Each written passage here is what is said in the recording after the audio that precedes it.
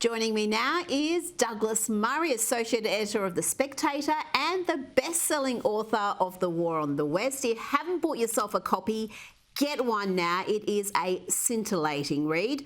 Douglas, President Biden, indeed, I'd say the left everywhere, from Washington, D.C. to Canberra, they've all been keen to paint Hurricane Ian as evidence of climate change. President Biden even said the hurricane had ended all the debate about climate change, but there's just a little problem with that political opportunism, isn't there? Yes, there certainly is, Rita.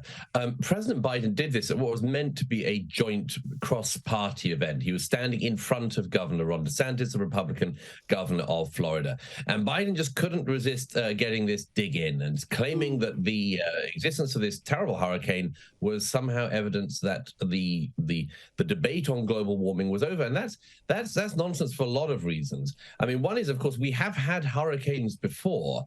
And in fact, extreme weather events, a lot of the data shows, have gone down in recent decades. Certain people who want to prove otherwise decide to take their starting point as, say, 1980, because that's because of the fact that in the 1970s there were some more extreme weather events. They claim that there are more fatalities now from these events, and that's absolute nonsense. Fatalities from extreme weather events have gone down. So there's just this sort of strange attempt to blame everything, whether it's a fire, a hurricane, a tornado, on global or man-made global warming. Therefore, claim that anyone who has any questions about any of this must be causing hurricanes and floods and fires, and it's not borne out by the data, but it is an example of extraordinary political opportunism, which I think has a problem, by the way, which is that we, the general public, in country after country, do tend to remember, as long as we're above a certain age, that we used to have hurricanes and things like that before. It's not a new thing. It's not a new thing, but some politicians, they never want to waste a crisis. But we've got in the UK prices soaring thanks to a number of factors, including disastrous green policies. And yet the climate change extremists are still determined to cause maximum disruption. They're blocking busy roads. And too often, as you see, the police stand by and watch. So these workers took matters into their own hands and removed the protesters so people could get to their jobs and appointments.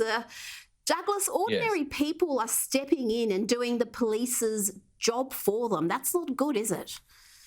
No, I mean, but this is inevitably what's going to happen here. The police sort of stand by like benign observers or sort of protectors of these loons whenever they come out, and they stop normal people being able to go about their business. They stop people getting to their jobs. They stop people being able to deliver their kids to school in the morning. And the police, as I say, sort of stand around like benign observers of this. So I'm not at all surprised. I think it's perfectly legitimate for members of the public sitting there in their cars and vans, watching the police just preside over the events, to take matters into their own hands. And I see no reason why they shouldn't just haul these protesters by their neck, not injuring them, but hauling them by their neck and getting them off the road so everyone else can go about their business.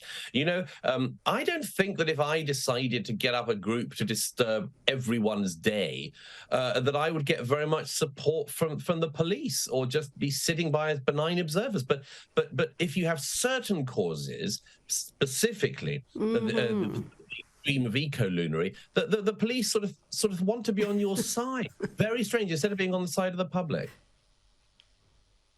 And being on the side of the law. I would just want them to apply the law equally as they did with other protesters that they're not so fond of. And staying in the UK, we now have segregation in the name of anti-racism. A student union at the University of Westminster is banning white students from some Black History Month events.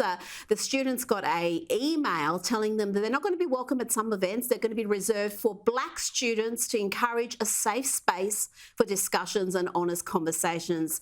Are really spaces reserved for certain races only? What could go wrong, Douglas?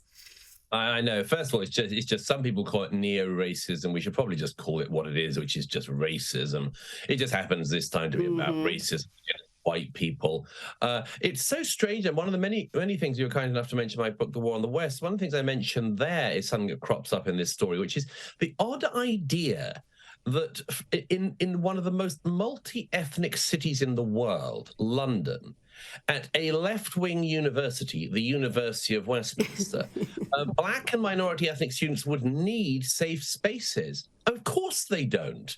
Of course they don't. They're not living in some racist, hierarchical nightmare of white supremacy. They might like to pretend they are sometimes, but it's absolute nonsense. They don't need safe spaces in such place. And it's a demonstration, once again, by the way, of the weakness of the ideas of people who pump around things like Black History Month, that they have to sort of protect it. And really what they're doing is trying to protect themselves from any scrutiny or any inquiry. You know, university is meant to be about inquiry and finding things out and digging to the truth of things. And I'm pretty sure that what's going to be told in Black History Month to this segregated event will be stuff that actually wouldn't stand up very long if it was in front of a wider audience. Now, the Iranian protests have entered their fourth week. We have, sadly, dozens dead at the hands of authorities, but the women of Iran continue to risk their lives and take off their hijabs and march in the streets. We've seen uprisings against the Islamist regime before, Douglas, but could this be the one that sees the country freed from the rule of the mad mullahs? Well, obviously, you know, people like me and you hope so, because, you know, we remember the fact that Iran was, you know, in the best sense, a liberalizing country. It was a fairly progressive country for the region. And, of course, in 1979, the mullahs hauled them back to the Dark Ages, and then the country's basically been there ever since. You know, I just watch these women doing this, and I'm just filled with awe and admiration because, you know, people often talk about bravery. Journalists talk about bravery a lot, among other journalists, and usually it's just back scratching.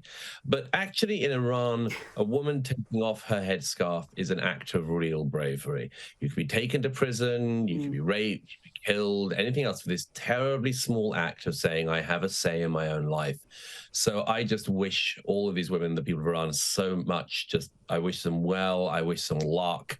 I hope they can finally overthrow this appalling government. But, you know, the lessons of the so-called Green Revolution more than a decade ago are that this regime in Iran is, as it's shown throughout its benighted history, willing to do absolutely anything to as many people as possible to hang on to power. There is no low they will not stoop to. They will do everything they think they need to remain in power. It is a horrible regime, and it will behave now as it always has horribly to try to cling on to its horrible power. You're so right. We've seen so many of these uprisings crushed brutally, innocent people shot in the street, people arrested, killed, in custody. There is no low that the regime won't stoop to, but these women, they continue to march. Dozens have been killed, and yet they still go out there and risk their lives, and yet we're with them every step of the way. Douglas Murray, thank you so much for joining me tonight. Thank you, Rita.